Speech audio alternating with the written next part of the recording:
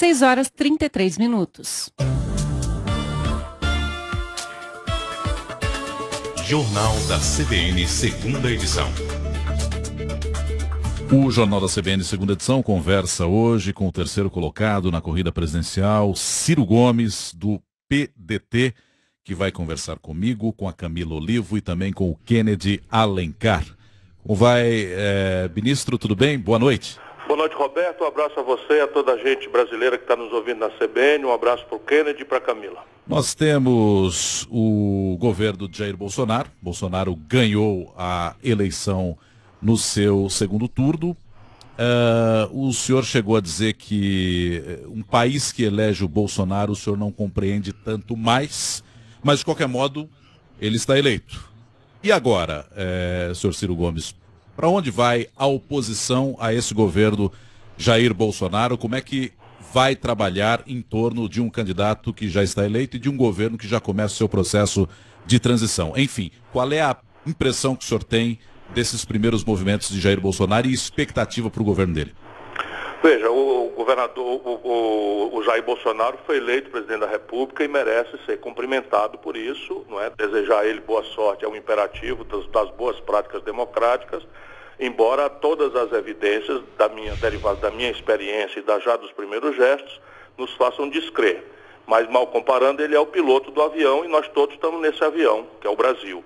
Portanto, desejar que ele acerte, que ele tenha, enfim, todo o êxito possível é uma obrigação de um democrata que tem uma história de vida como eu. Agora, a nós outros, a quem a população deu a tarefa também muito grave e importante de mover a oposição, nós precisamos fazer uma reflexão sobre o que aconteceu no Brasil. E aí isso vai balizar o rumo futuro. Na minha opinião, o que aconteceu com o Brasil foi a consequência óbvia, que eu tentei avisar 1 milhão de vezes, da absoluta irresponsabilidade com que a cúpula do PT, do Partido dos Trabalhadores, conduziu esse processo. Na verdade, chamou o país para dançar na beira do abismo, que foi uma expressão que eu usei, usou da fraude, abusou da fraude em todos os caminhos e acabou produzindo esse terrível risco que o Brasil hoje está vivenciando. E isso orienta qual é a oposição que eu quero participar. Só o PT é responsável por isso? Sem nenhuma dúvida, a força vitoriosa mais importante no Brasil é o antipetismo. Isso não sou eu que estou dizendo. Todas as evidências estão dadas, todas as pesquisas mostravam isso, só quem não quis ver foi a cúpula do PT. Evidentemente que você pode responsabilizar a Marina, que tirou 1%, eu que tirei 12,54%. Mas quem realmente encaminhou essa fraude que deu no Bolsonaro foi o PT. Ou não é verdade que o Lula, contra todas as evidências da lei e de toda a consciência política do país, da consciência jurídica, enganou a sociedade brasileira dizendo que seria candidato até a última hora? Ou não é verdade que o Lula impôs o Haddad, que era um candidato que tinha acabado de perder as eleições em São Paulo, em todas as urnas? O Haddad tirou menos de 16%, quer dizer, um pouco mais de 16% dos votos em São Paulo. Será que isto o credenciava? Isto não é, de novo, o mesmo esforço que o Lula fez de impor a Dilma, uma pessoa que, sendo limpa, é um desastre na política, ou nós vamos esquecer que a causa dessa grande tragédia do Brasil é o desgoverno da Dilma? Quem impôs ao Brasil o vice-presidente Michel Temer foi o Lula também. É a mesma coisa. E nós, por solidariedade, por uma longa história de caminhada em conjunto, vamos relativizando. Agora, pensando no futuro do país, é preciso que a gente rasgue esse véu. Ministro, não é mais possível contemporizar com as irresponsabilidades do PT. Claro, o Kennedy tem uma pergunta em Brasília. Pois não, Kennedy. Ô, ministro, boa noite para o senhor. Boa noite, ministro. O senhor sempre disse que o Lula foi condenado injustamente e essa condenação era o que impediu o Lula de ser candidato. Aí o Lula recorreu à justiça para tentar ser candidato. E, nesse meio tempo, o senhor diz que foi ofertada ao senhor a possibilidade de ser vice do Lula. Quando o TSE impediu a candidatura do Lula, o senhor não teria sido naturalmente o candidato a presidente, então, de uma aliança PDT-PT e não poderia ser presidente eleito? Não faltou mais um... mentira final que o Lula queria pregar ao país. O senhor viraria a cabeça de chapa? Eu quero entender, ministro. Todo mundo jurídico sabíamos que o Lula não seria candidato. Ele manteve a candidatura num processo de fraude. Todo mundo sabia que a lei da ficha limpa não admite dubiedade. Ela é muito clara ao afirmar que se transforma inelegível o cidadão que for condenado em segunda instância, que é exatamente com muita clareza a situação do Lula. Pode-se fazer juízo de valor sobre a sentença? Pode-se fazer juízo de valor sobre a sentença. Mas na medida em que o Lula recorre aos tribunais, o que ele está fazendo é reconhecer o rito da lei. E se o rito da lei é esse, o rito da lei dizia que ele não é candidato. Todo mundo sabe disso. Nós todos é que temos uma certa consideração, quisemos contemporizar, sentimos dor pelo que aconteceu, e eu não estou falando isso para olhar para trás. Estou falando isso para olhar para frente. O Brasil está nessa situação porque o Lula impôs uma pessoa sem preparo, sem treinamento, como a Dilma, que precipitou o país na maior crise econômica do país, que se vulnerou, tendo no primeiro ano de mandato incapacidade política para juntar 1/3 dos deputados. É o Lula que escolhe unilateralmente o Michel Temer, nós tudo engolindo, e isso acabou corrompendo o Lula, Kennedy. Mas eu só quero entender o convite para o senhor, ministro. Se o convite, quando ele convidou o senhor para ser vice ele me convidou para dele, fazer essa fraude junto com ele. Eu sei, mas estava subentendido que se ele não fosse candidato, o senhor assumiria a cabeça de chapa, ou a cabeça de chapa seria do PT e o senhor seria vice? É evidente que ele estava querendo me enganar pela 9ª vez, imaginando que as outras 8 vezes que ele me enganou foi porque eu me deixei enganar. Apenas eu penso no país e engoli. O senhor não acredita que viraria a cabeça de chapa? Porque eles entregaram o Brasil ao Bolsonaro. Tá, mas o senhor não acreditou que pudesse virar cabeça de chapa, é isso? Eu sempre soube que aquilo que o Lula estava encaminhando era uma fraude. E alguém aceitar participar dessa fraude, sairia um presidente absolutamente miúdo, que foi o que eu disse. O Haddad aceitou essa farsa, olha no que deu. É por isso que o senhor não declarou voto em Haddad? É porque eu não quero mais fazer campanha para o PT em nenhuma circunstância, só a força agora. Agora, candidato aqui é Camila, boa noite, candidato, ex-candidato, né, ministro.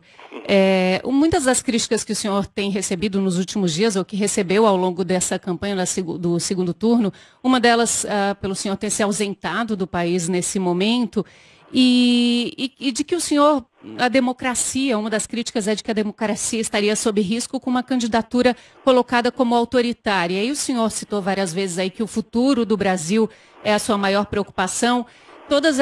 Esse antipetismo também de sua parte não poderia ter sido deixado de lado em prol da defesa de uma democracia? Só que é fraude de novo. A democracia brasileira pode estar em risco para o futuro. Mas quem entra num processo eleitoral não pode achar que democracia é só se você ganhar. Essa, aliás, era a opinião do Bolsonaro denunciando previamente as urnas se ele não ganhasse. E está sendo duro no Brasil a gente achar uma posição de equilíbrio. A cúpula do PT, os fanáticos do PT, viraram rigorosamente a mesma coisa desses bolsominions enlouquecidos, que engolem tudo que o Bolsonaro diz e relativizam tudo, etc. Mas repare uma coisa, eles me forçaram, lá na pré-campanha, a assinar um manifesto dizendo que a eleição sem Lula era fraude. E aí esquecem tudo isso. Toda essa gente, esses bajuladores do Lula, todos foram constrangidos a assinar um manifesto, como se o Brasil agora fosse um puxadinho do PT.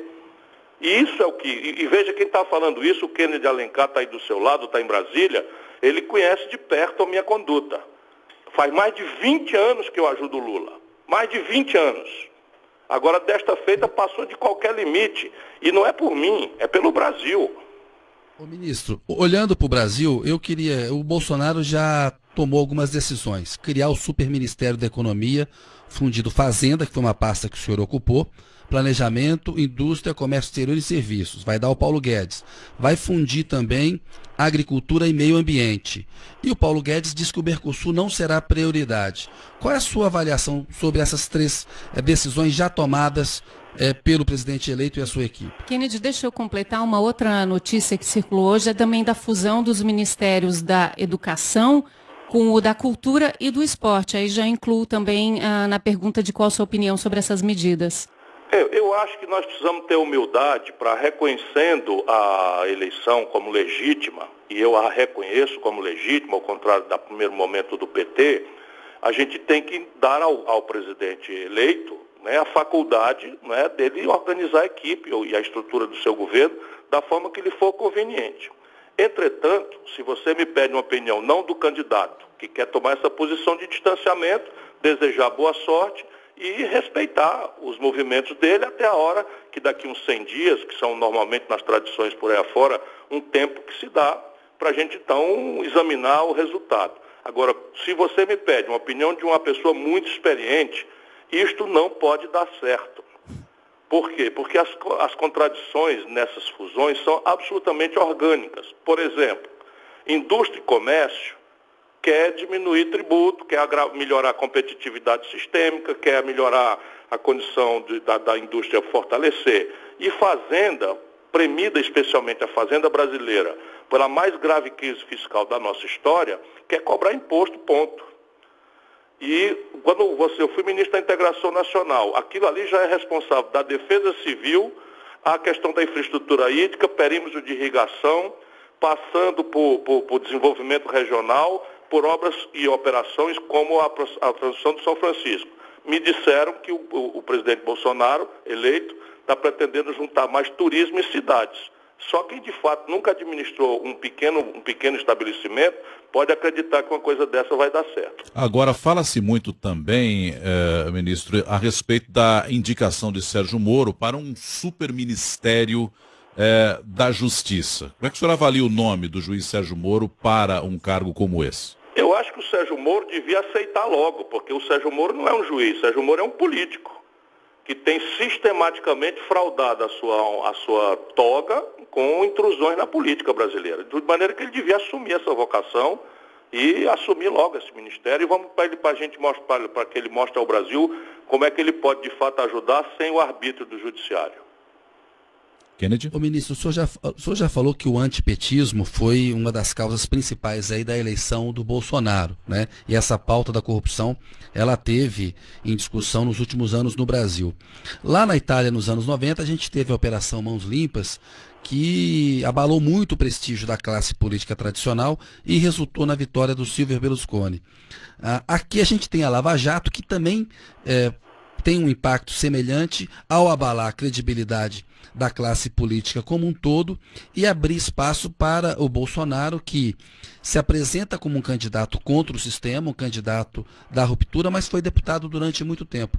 O senhor vê alguma semelhança entre o que aconteceu nas Mãos Limpas e o que aconteceu na Lava Jato, abrindo caminho para o Bolsonaro?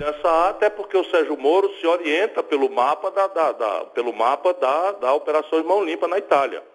Eu já conheci artigos do juiz Sérgio Moro antes da Operação Lava Jato, ele fazendo a apologia daquelas instrumentos, inclusive vazamento, que no Brasil são vazamentos para a imprensa que são ilegais, ele defendia em artigos. E ele se pautou rigorosamente por isso. Mas se a gente imaginar que foi a Lava Jato que causou essa debacle, nós não estamos percebendo o fenômeno correto.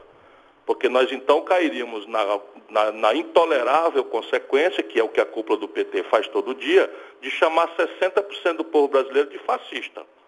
E isso eu me recuso completamente a fazer. Vamos ter clareza, o Haddad tirou 32% dos votos em São Paulo. O Bolsonaro tirou 68%. No meu estado, eu ganhei a eleição. Aqui as pessoas me conhecem, eu ganhei a eleição. E no segundo turno, o Haddad ganhou no Ceará em todas as urnas. O Bolsonaro aqui no Ceará foi terceiro lugar. No segundo turno, o Bolsonaro não ganhou em nenhum município do Ceará. E as Mãos Limpas, ou a Lava Jato, vale para todos. O problema é que o PT passou de qualquer limite, Kennedy. Não pense que é prazeroso para mim eu dizer isso, não.